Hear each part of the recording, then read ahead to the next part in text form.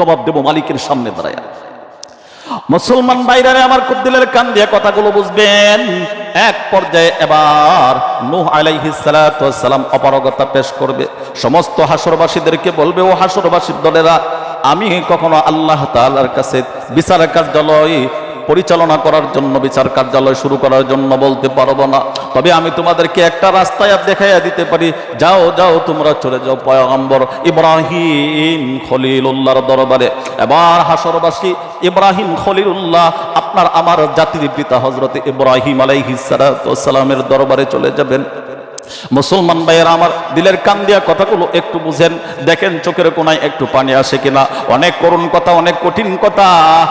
পয়গম্বর আলাইহিস সালাতু ওয়াস সালামের কোনো গুনাহ ছিল না, তারপরেও তারা কান্না করতো আল্লাহ তাআলার জাহান্নামের আগুনের ভয়ে। মুসলমান ভাইরা রে আমার, দিনের দিন, ঘন্টার ঘন্টা, মিনিটকে মিনিট, সেকেন্ডকে সেকেন্ড, হাজারো গুনাহ করতেছি, দিলের ভিতরে কোনো অনুশোচনা আর অনুতপ্ত তৈরি হয় না। তারাও তো মুসলমান ছিল, তুমি আর আমিও তো মুসলমান। তারাও তো হাসরকে বিশ্বাস করে, তুমি আর আমিও তো হাসরকে বিশ্বাস করি। মুসলমান ভাইরা রে আমার, ওই হাসরবাসী যখন ইব্রাহিম পয়গম্বরের দরবারে গিয়ে হাজির হইলেন, এবার ইব্রাহিম পয়গম্বর আলাইহিস সালাতু ওয়াস সালামের কাছে গিয়ে বলতেছেন, নবী গো, ময়দানের অবস্থা বড় কঠিন অবস্থা, সূর্যটা মাথার অর্ধ হাত উপরে চলে আসছে, মাটি পেটে যাইতেছে, জমিন পেটে যাইতেছে। আল্লাহ এই যে আযাব দিয়েছে, সূর্যের যে প্রখর রৌদ্র দিয়েছে, গরম রৌদ্র দিয়েছে, এটা সহ্য করার মতো নয়। পয়গম্বর গো, মেহেরবানি করে আল্লাহ তাআলার কাছে, আপনি তো আল্লাহ তাআলার হাবিবুল্লাহ, আপনি তো আল্লাহ তাআলার খলিলুল্লাহ, আপনি তো আল্লাহ তাআলার বন্ধু, মেহেরবানি করে আল্লাহর দরবারে একটু দোয়া করুন না, আল্লাহ যেন জলদি করে তাড়াতাড়ি করে এই ময়দানের বিচার কার্যালয় শুরু করে দেয়। এবার সে আর অতিক্রম করতে পারবে না। দুনিয়া, আসমান, জমিন, চন্দ্র, সূর্য, গ্রহ, নক্ষত্র, তারকারাজি, যা কিছু দেখি আর না দেখি, সমস্ত কিছুই মালিক বলেন আমি আল্লাহ ধ্বংস করে দেব, এগুলো কিছুই রাখবো না। বান্দা, আসমান তৈরি করেছি তোমার জন্য, বান্দা জমিন তৈরি করেছি আমি আল্লাহ তোমার জন্য, আলো বাতাস দান করেছি আমি আল্লাহ তোমার জন্য, অক্সিজেন দান করেছি আমি আল্লাহ তোমার জন্য, এই জমিনের যত কিছুই দেখতেছো সবকিছু আমি আল্লাহ দান করেছি তোমার জন্য। আর বান্দা, আমি মালিক, তোমাকে তৈরি করেছি আমার জন্য, সবকিছুই দাসত্ব করবে তোমার, আর তুমি বান্দা একমাত্র দাসত্ব করবা আমার। যদি করে আসতে পারো, সহজ কথা হলো এটাই, আল্লাহ তাআলা বলেন পরজগতে আমি আল্লাহ, তুমি কল্পনাও করতে পারো না, ধারণাও করতে পারো না, কত বড় নিয়ামতের জান্নাত আমি তোমাদের জন্য বাজেট করে রেখেছি। সুবহানাল্লাহি ওয়া বিহামদিহি। যদি এই পরীক্ষায় তুমি পাস করতে পারো, আর যদি পরীক্ষায় উত্তীর্ণ হইতে না পারো, আল্লাহ বলেন জাহান্নাম বড় কঠিন করে আমি সাজায়া রাখছি, নিত্য নতুনের আইটেমের শাস্তি ওইখানে প্রয়োগ করা হবে। মুহতারাম হাজিরিন, আমি যে কথাটা বলতেছিলাম, এই দুনিয়াটাও ধ্বংসশীল, ধ্বংস হয়ে যাবে একদিন, সমস্ত কিছু চূর্ণ বিচূর্ণ হয়ে যাবে, কোনো কিছুই থাকবে না, অস্তিত্ব বলতে কোনো কিছুরই থাকবে না, সব ধ্বংস হয়ে যাবে। যখন আসমান বিদীর্ণ হয়ে যাবে, আল্লাহ তাআলা বলেন ইদাস সামাউ ফাতারাত ওয়া ইদাল কাওয়াকিবু তাসারাত ওয়া ইদাল বিহারু ফুজ্জিরাত ওয়া ইদাল কুবুরু বু'সিরাত আলিমাত নাফসুম মা কদ্দামাত ওয়া আখখারাত। মুসলমান ভাইরা আমার, আল্লাহ তাআলা বলেন ইযাস সামাউ ফাতারাত, আসমান বিদীর্ণ হয়ে যাবে, জমিন বিদীর্ণ হয়ে যাবে। আসমানের যে তারকারাজি দেখতেছো রে বান্দা, একটা থাকবে না, সবকিছু চূর্ণ বিচূর্ণ হয়ে যাবে। আল্লাহ বলেন ইযাস সামাউ ফাতারাত ওয়া ইযাল কাওয়াকিবু তাসারাত ওয়া ইযাল বিহারু ফুজ্জিরাত। আল্লাহ তাআলা বলেন বান্দারে, এই যে বিহার দেখতেছো, বিহার দেখতেছো, সাগর মহাসাগর গুলো দেখতেছো, আমি আল্লাহ তোমাদের কল্যাণের জন্য, মঙ্গলের জন্য এই সমস্তকে আমি আল্লাহ তৈরি করে দিয়েছি। ও বান্দা, একটা সময় আসবে যখন কিয়ামত সন্নিকটে চলে আসবে, কিয়ামত যখন সংগঠিত হয়ে যাবে, মালিক বলেন এই আসমান দেখতেছো, আসমান আর থাকবে না, জমিন দেখতেছো, জমিন আর থাকবে না, সাগর দেখতেছো, আর সাগর থাকবে না, মহাসাগর দেখতেছো, আর থাকবে না, দুনিয়ার আলো বাতাস তোমাকে আরাম দিতেছে, এই আরাম আর থাকবে না। এ বান্দা, দুনিয়ার যা কিছু দেখতেছো মালিক ডাকেন আর বলেন বান্দারে সবকিছু বিলীন হয়ে যাবে, থাকবে না বলতে পৃথিবীতে আর কোনো কিছুই থাকবে না। আল্লাহ বলেন সব ধ্বংস হয়ে যাবে। ধ্বংস হওয়ার পরে আল্লাহ তাআলা ইসরাফিলের সিংহার মাধ্যমে, সিংহার ফুৎকারের মাধ্যমে সমগ্র দুনিয়াগুলোকে আল্লাহ তাআলা বিলীন করে দেবে। সাত আসমান সাত জমিন সবকিছু যখন চূর্ণ বিচূর্ণ হয়ে যাবে, পাহাড়গুলো যখন তোলার মতন উড়ে যাবে, কেউ আর থাকবে না। আল্লাহ তাআলা বলেন বান্দারে এই জমিনকে আমি আল্লাহ ময়দানে মাহশর হিসাবে তৈরি করব। হাসরের ময়দান কায়েম হয়ে যাবে, প্রতিষ্ঠিত হয়ে যাবে। মালিক বলেন এই জমিনকে আমি আল্লাহ হাসরের ময়দান বানাইয়া দেব। এই ময়দানে মাহশরে লাখো কোটি মানুষ, 1000, 1500, 2000, 5, 10,000, 20,000, 1 কোটি, 2 কোটি বছর পূর্বেও যারা মারা গিয়েছিল, মালিক বলেন সমস্ত আদম সন্তানদেরকে ওই জমিনের মধ্যে, ওই ময়দানে মাহশরের মধ্যে উত্তোলন করা হবে। সবাই যখন ময়দানে মাহশরে উঠে যাবে, মালিক ডাকেন আর বলেন বান্দারে আমি আল্লাহ তাআলা ওই ময়দানে মাহশরের মাধ্যমে আমি আল্লাহ তাআলা বান্দা বান্দীদের বিচার কার্য পরিচালনা করব। মালিক বলেন ও আদম সন্তান, ওই জায়গায় তোমার পূর্বপুরুষ সহ যারা আছে সমস্ত মানুষদেরকে উঠানো হবে, সমস্ত মানুষদেরকে সারিবদ্ধ করে দাঁড় করাইয়া দেওয়া হবে। আয় হায়, আল্লাহ তাআলা বলেন বান্দা এই যে সূর্য দেখতেছো, দুনিয়ার জমিনের সূর্য দেখতেছো, সূর্য তোমাকে আলোর কিরণ দেয়, চন্দ্র তোমাকে আলোর কিরণ দেয়। ময়দানে মাহশরে ওই সূর্যটা বর্তমান পৃথিবীতে লাখো কোটি মাইল উপরে থাকার পরেও প্রখর রৌদ্র যখন দেখা দেয়, যখন গরমের মৌসুম চলে আসে, তখন রৌদ্রের তাপ মানুষ বরদাস্ত করতে পারে না, সহ্য করতে পারে না।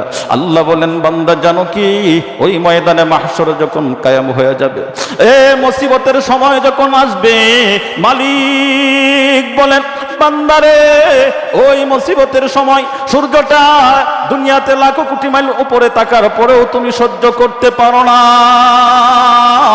আল্লাহ তাআলা বলেন ওই ময়দানে মাহশরে লাখো কোটি মাইল উপরে সূর্য থাকবে না, থাকবে না।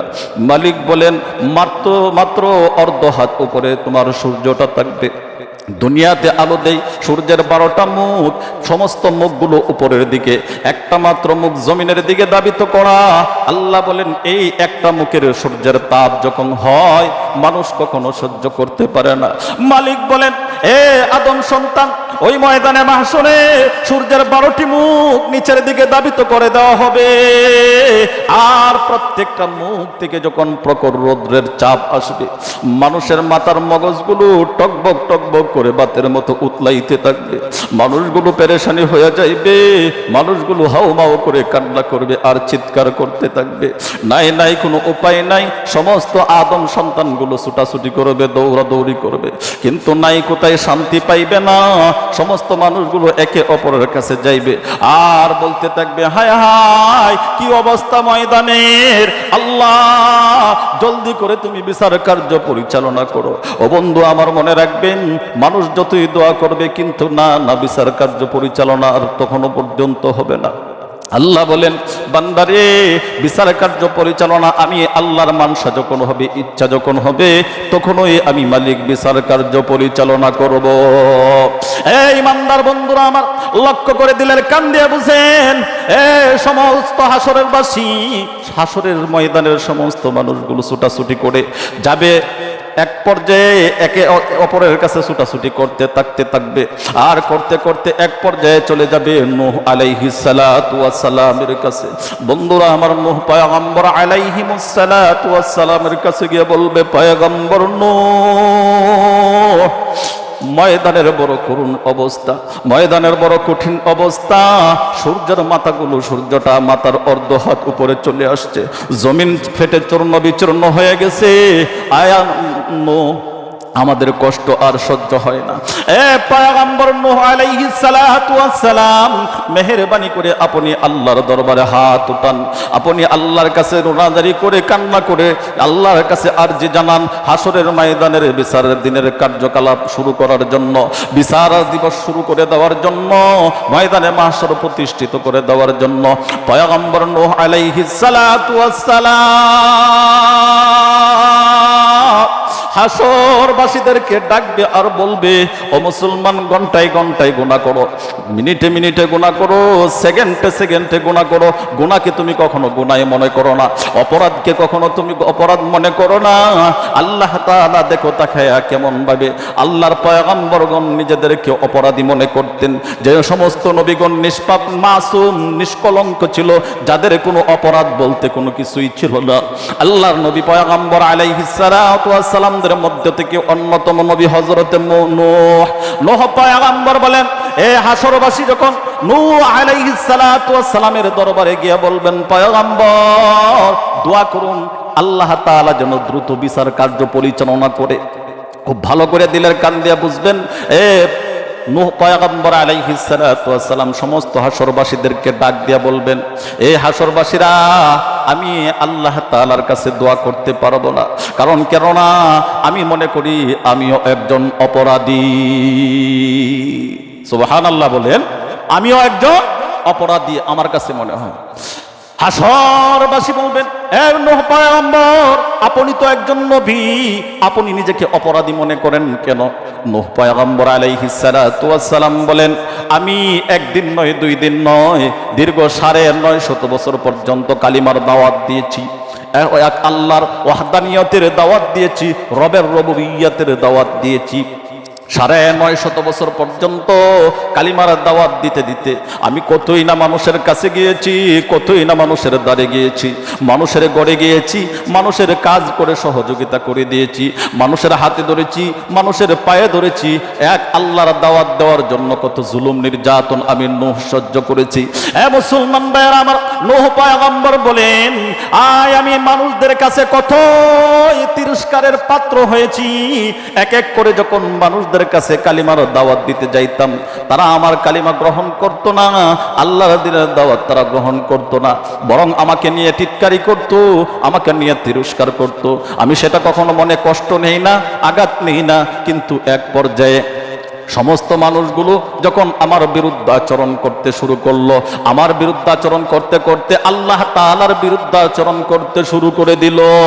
পয়গম্বর নূহ বলেন, এ হাসরবাসীর দল, এক পর্যায়ে তারা আমাকে কতল করে দেওয়ার জন্য, আমি নূহকে দুনিয়া থেকে চিরবিদায় করে দেওয়ার জন্য চূড়ান্ত সিদ্ধান্ত যখন গ্রহণ করলো, তারা সমস্ত মানুষগুলো, আমার উম্মতগুলো যখন আমাকে মেরে ফেলার জন্য চূড়ান্ত সিদ্ধান্ত করে দেওয়া হলো, চূড়ান্ত সিদ্ধান্ত করে নিল, এ পর্যায়ে তাদের এই আঘাত আর আমি সহ্য করতে পারলাম না, আল্লাহকে নিয়ে তিরস্কার করা আমি আর সহ্য করতে পারলাম না।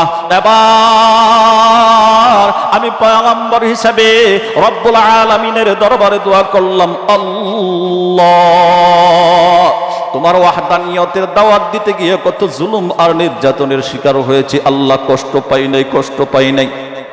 মালিক, মানুষগুলো আমাকে তিরস্কার করেছে, তাও আমার মনে আঘাত আর কোনো কষ্ট নাই। আল্লাহ, এবার যখন আমাকে হত্যা করার জন্য, কতল করে দেওয়ার জন্য, আয় আল্লাহ, আমার উম্মতেরা যখন চূড়ান্ত সিদ্ধান্ত গ্রহণ করে নিয়েছে, আয় আল্লাহ, তোমার কাছে পয়গম্বর হিসাবে আরজি জানায়, মালিক আল্লাহ, এই সমস্ত কাফের বেদিনদেরকে সমূলে তুমি ধ্বংস করে দাও। নূহ আলাইহিস সালাতু ওয়াস সালাম বলতেছেন যে আমি তখন দোয়া করেছিলাম, আল্লাহ, এই কাফির বেদিনরা যেভাবে আমাকে জুলুম আর নির্যাতন করেছে, আল্লাহ এদেরকে সমূলে তুমি বিলীন করে দাও, ধ্বংস করে দাও। আমার কাছে মনে হয় আমাকে যে বলতেছো আমি ময়দানে মাহশরে আল্লাহ তাআলার কাছে বিচার কার্যালয় শুরু করার জন্য দোয়া করব, আমি কিভাবে দোয়া করব? কারণ কেননা আমিও তো মনে হয় অপরাধী। আমি তাদের জন্য যে দোয়া করেছিলাম তাদেরকে ধ্বংস করে দেওয়ার জন্য, আমার দোয়ার ফলশ্রুতি হিসাবে আল্লাহ তাআলা দোয়া কবুল আর মঞ্জুর করে সমস্ত নূহ আলাইহিস সালাতু ওয়াস সালামের জামানায় সমস্ত কাফির বেদিনকে আল্লাহ সমূলে ধ্বংস করে দিয়েছিল। আমাকে যদি জিজ্ঞাসা করে, আমাকে যদি ধরে ফেলে, আল্লাহ বলে, ও পয়গম্বর নূহ, তুমি দোয়া করেছো, আমি দোয়া কবুল করেছি, কিন্তু তুমি তাদের বিরুদ্ধে দোয়া করতে গেলা কেন? ধ্বংস করে দেওয়ার জন্য।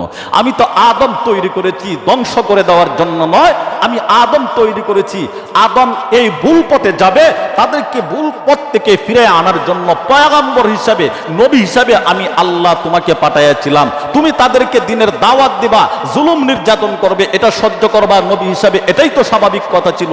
কেন তুমি তাদেরকে ধ্বংস করে দেওয়ার জন্য দোয়া করেছিলা? এটা যদি হাসরের ময়দানে আল্লাহ তাআলা আমি নূহকে জিজ্ঞাসা করে, তখন আমার অবস্থাটা কি দাঁড়াইবে? সুবহানাল্লাহ। বুঝতে পারছেন? একজন নবী, একজন পয়গম্বর হওয়ার পরেও যদি এই সামান্য, এটা কি কোনো ভুল হইল? এটা কি কোনো ভুল হইল? এটা তো কোনো ভুল নয়।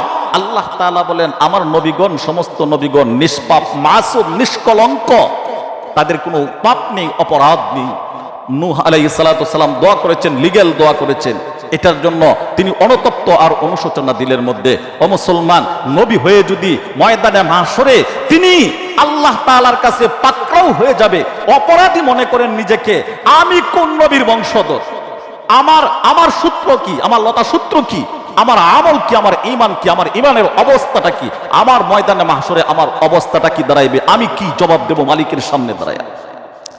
মুসলমান ভাইরা আমার খুব দিলের কান দিয়ে কথাগুলো বুঝবেন।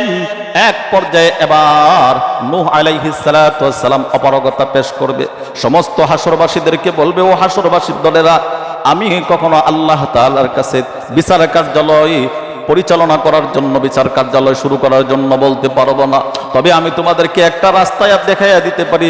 যাও যাও, তোমরা চলে যাও পয়গম্বর ইব্রাহিম খলিলুল্লাহর দরবারে। এবার হাসরবাসী ইব্রাহিম খলিলুল্লাহ, আপনার আমার জাতির পিতা হযরত ইব্রাহিম আলাইহিস সালাতু ওয়াস সালামের দরবারে চলে যাবেন। মুসলমান ভাইয়েরা আমার দিলের কান দিয়া কথাগুলো একটু বুঝেন, দেখেন চোখের কোনায় একটু পানি আসে কিনা। অনেক করুণ কথা, অনেক কঠিন কথা। পয়গম্বর আলাইহিস সালাতু ওয়াস সালামের কোনো গুনাহ ছিল না, তারপরেও তারা কান্না করতো আল্লাহ তাআলার জাহান্নামের আগুনের ভয়ে। মুসলমান ভাইরা রে আমার, দিনের দিন, ঘন্টার ঘন্টা, মিনিটকে মিনিট, সেকেন্ডকে সেকেন্ড, হাজারো গুনাহ করতেছি, দিলের ভিতরে কোনো অনুশোচনা আর অনুতপ্ত তৈরি হয় না। তারাও তো মুসলমান ছিল, তুমি আর আমিও তো মুসলমান, তারাও তো হাসরকে বিশ্বাস করে, তুমি আর আমিও তো হাসরকে বিশ্বাস করি। মুসলমান ভাইরা রে আমার, ওই হাসরবাসী যখন ইব্রাহিম পয়গম্বরের দরবারে গিয়ে হাজির হইলেন, এবার ইব্রাহিম পয়গম্বর আলাইহিস সালাতু ওয়াস সালামের কাছে গিয়ে বলতেছেন, নবী গো, ময়দানের অবস্থা বড় কঠিন অবস্থা, সূর্যটা মাথার অর্ধ হাত উপরে চলে আসছে, মাটি পেটে যাইতেছে, জমিন পেটে যাইতেছে। আল্লাহ এই যে আযাব দিয়েছে, সূর্যের যে প্রখর রৌদ্র দিয়েছে, গরম রৌদ্র দিয়েছে, এটা সহ্য করার মতো নয়। পয়গম্বর গো, মেহেরবানি করে আল্লাহ তাআলার কাছে, আপনি তো আল্লাহ তাআলার হাবিবুল্লাহ, আপনি তো আল্লাহ তাআলার খলিলুল্লাহ, আপনি তো আল্লাহ তাআলার বন্ধু, মেহেরবানি করে আল্লাহর দরবারে একটু দোয়া করুন না, আল্লাহ যেন জলদি করে, তাড়াতাড়ি করে এই ময়দানের বিচার কার্যালয় শুরু করে দেয়। এবার পয়গম্বর ইব্রাহিম সমস্ত হাসরবাসীদেরকে ডাক দিবে আর বলবে, ও হাসরবাসীরা, ও উম্মতের দলেরা, জেনে রাখো, আমিও তো অপরাধী, আমিও তো অপরাধী, আমারও তো ভয় হয়, না জানি কখন আমি ইব্রাহিমকে আল্লাহ প্রশ্ন করে বসে, না জানি কখন আমি ইব্রাহিমকে আল্লাহ পাকড়াও করে ফেলে, না জানি আমি ইব্রাহিমকে কখনো হাসরের ময়দানে গ্রেফতার করে ফেলে। মুসলমান, তামাম দুনিয়ার জাতির পিতা পয়গম্বর ইব্রাহিম, তিনিও আতঙ্কিত, তিনিও ভয়ভীত, সন্ত্রস্ত, না জানি কখন জানি আল্লাহ আমাকে আসামির কাঠগড়ায় দাঁড় করাইয়া দেয়। এবার হাসরবাসী অবাক হয়ে গেলেন।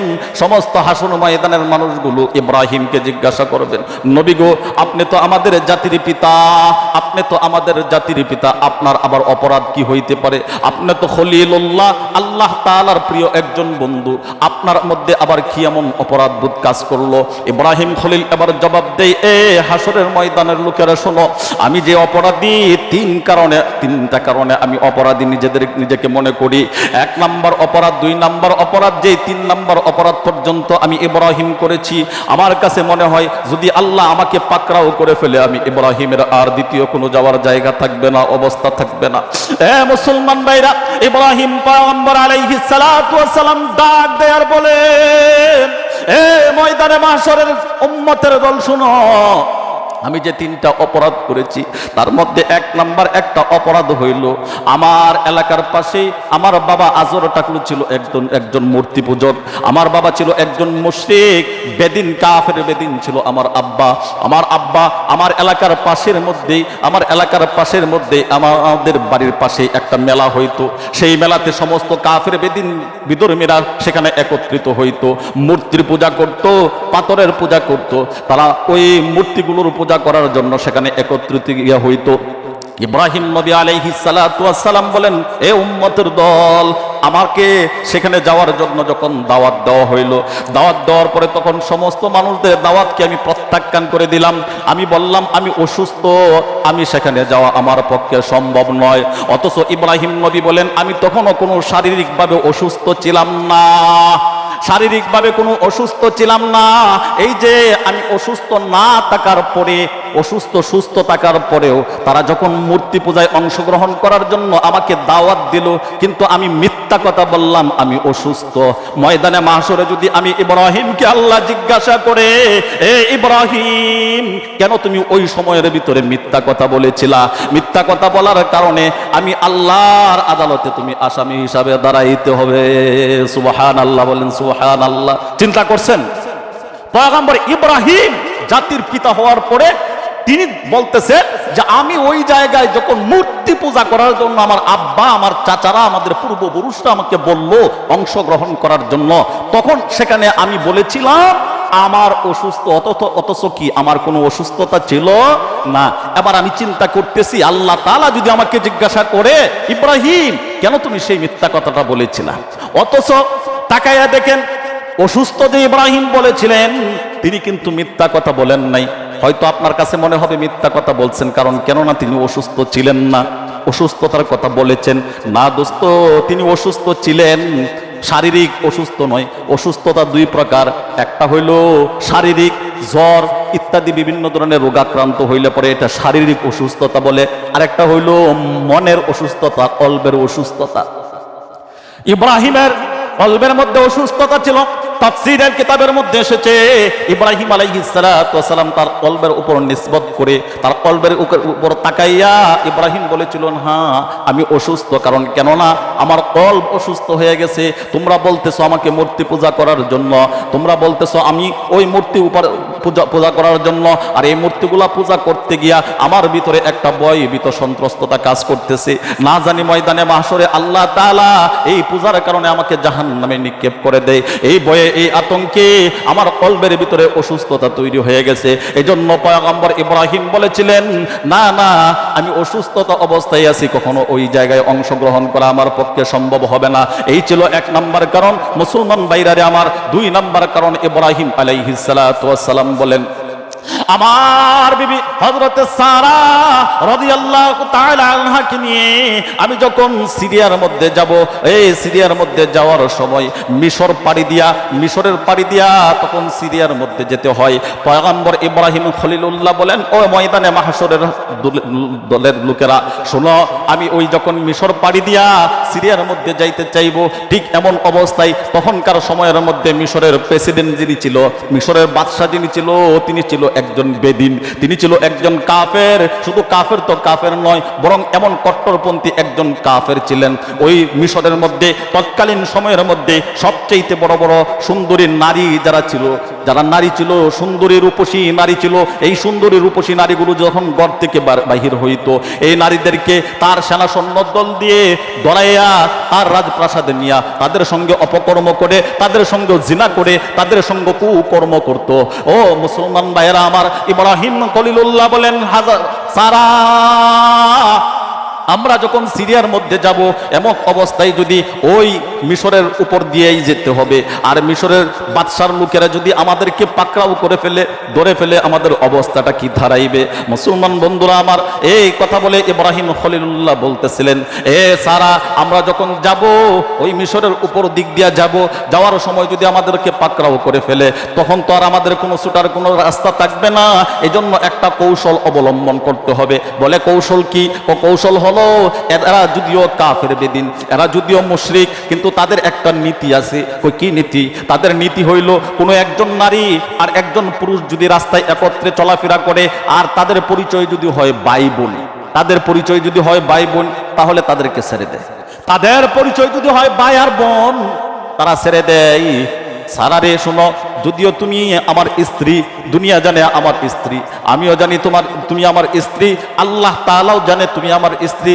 হে সারা, যখন আমরা ওই মিশরের উপর দিয়া যাব, তারা যদি আমাদেরকে পাকড়াও করে ফেলে, এই কৌশলটা আমাদের অবলম্বন করতে হবে। কেননা তুমি যে সুন্দরী, যদি তারা দেখে, তারা কখনো আমাদেরকে ছেড়ে দেবে না। তাহলে একটা কৌশল অবলম্বন করতে হবে। বলে কি কৌশল অবলম্বন করতে হবে? কৌশলটা হলো ওই সময় যদি আমাদেরকে পাকড়াও করে ফেলে, তাহলে পরিচয় দিব তুমি আমার বোন। পরিচয় দিব কি?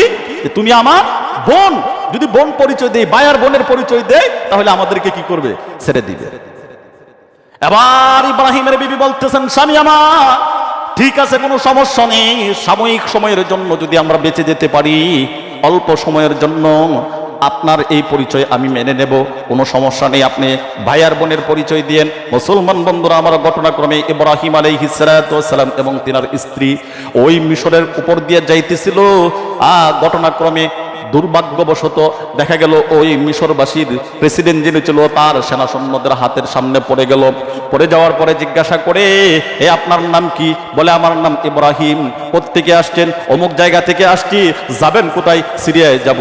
ওই যে মেয়ে, ওই যে মহিলা আপনার কি লাগে? বলে মহিলা আমার বোন লাগে। মহিলা আমার বোন লাগে, এতটুকু বললো। বলার সঙ্গে সঙ্গেই বলতেছেন, হে, আমাদের রীতি আর নীতি অনুযায়ী তো ভাই বোন যদি হয়, তাহলে এই ভাই বোনদেরকে তো কোনো শাস্তি প্রয়োগ করার কোনো বিধান নাই। কিন্তু মহিলা যে সুন্দরী, এই মহিলাকে যদি আমাদের রাজপ্রাসাদে নিয়ে, রাজার দরবারে নিয়ে হাজিরে করতে পারি, আমরা ভালো একটা উপঢৌকন পাইব, ভালো একটা হাদিয়া পাইব। এমনিতে ইব্রাহিম এবং তার স্ত্রীকে আবদ্ধ করে ফেলা হলো। আর উভয়কে নিয়ে যখন রাজপ্রাসাদের ভিতরে নেওয়া হলো, ইব্রাহিম আলাইহিস সালামকে কারাগারের প্রকোষ্ঠে আবদ্ধ করে দেওয়া হলো। আর ইব্রাহিমের বিবি সারা আলাইহিস সালামকে নিয়ে যাওয়া হলো ওই রাজপ্রাসাদে, রাজার ঘরের ভিতরের মধ্যে। এমত অবস্থায় ইব্রাহিম ডাক দিলেন, আল্লাহ,